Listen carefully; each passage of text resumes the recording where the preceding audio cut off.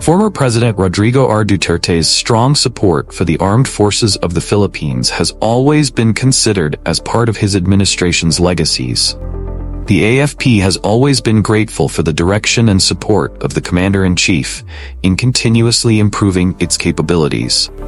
Under the term of President Rodrigo R. Duterte, the AFP was able to complete a total of 54 projects under the AFP Modernization Act and revised AFP Modernization Act, while 70 other projects were also delivered. Here are the AFP projects that were started and completed during the Duterte administration. But before we continue, if you are new to this channel, don't forget to like and subscribe and click the notification bell so that you are always updated on military news and events. The Duterte administration signed a contract with Hyundai Heavy Industries for 2 missile frigates worth 15.74 billion pesos. The 2 frigates were delivered in 2020 and 2021 and were officially commissioned as BRP Jose Rizal, FF-150, and BRP Antonio Luna, FF-151. President Rodrigo Duterte has approved the acquisition of 15 Black Hawk helicopters to address the growing heli-lift deficiency of the Philippine Air Force. The 10 units arrived in the country within the first quarter of 2021. Duterte administration signed a 32 billion deal to purchase 32 additional S-70I Black Hawk combat utility helicopters. The delivery of these helicopters will start in calendar year 2023 with 5 units, while the remaining ones will be delivered in 3 batches as follows. Calendar year 2024, second batch of 10 units in 2025, the third batch of 10 units in 2025, and in 2026, last batch of 7 units. On the 18th of December 2018, the Philippines and Turkey signed a Memorandum of Understanding with the Turkish aerospace industries for 6 T-129 attack helicopters for the PF.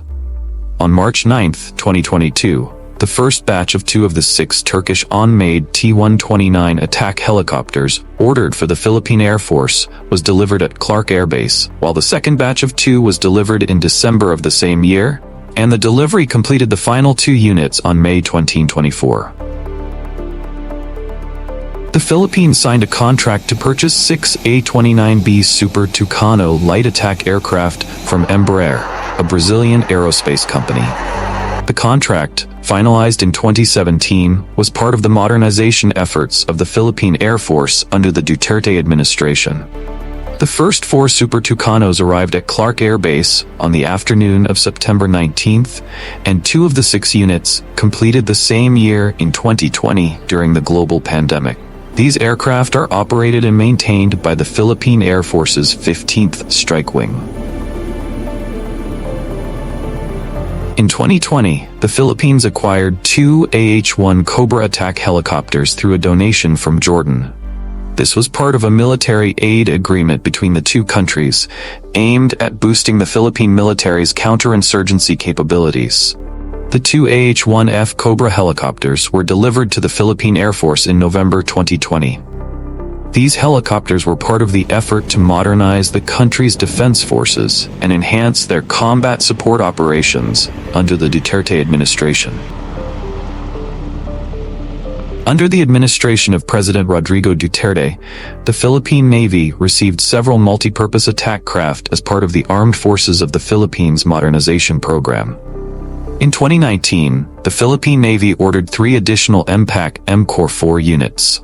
These units were delivered in September 2019. These craft are capable of fast troop deployment, sea interdiction, and quick response operations. They were further upgraded with the integration of Spike ER missiles in 2020, making them missile-capable attack craft, significantly increasing their firepower and range.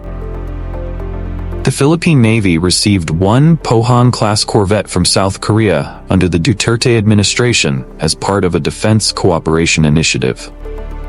The Republic of South Korea initially offered the donation of a decommissioned Pohang-class corvette to the Philippines in 2014. Negotiations between the 2 governments continued until the Duterte administration took office. In 2017, the deal was finalized as part of strengthening the defense ties between South Korea and the Philippines. In August 2019, the vessel was officially transferred to the Philippine Navy. The BRP Conrado Yap became one of the Philippine Navy's most capable surface assets, equipped with anti-ship, anti-submarine, and anti-air warfare systems. Under the Duterte administration, the Philippine Air Force received one C-295 medium-lift aircraft from Airbus Defence and Space as part of the Armed Forces of the Philippines Modernization Program.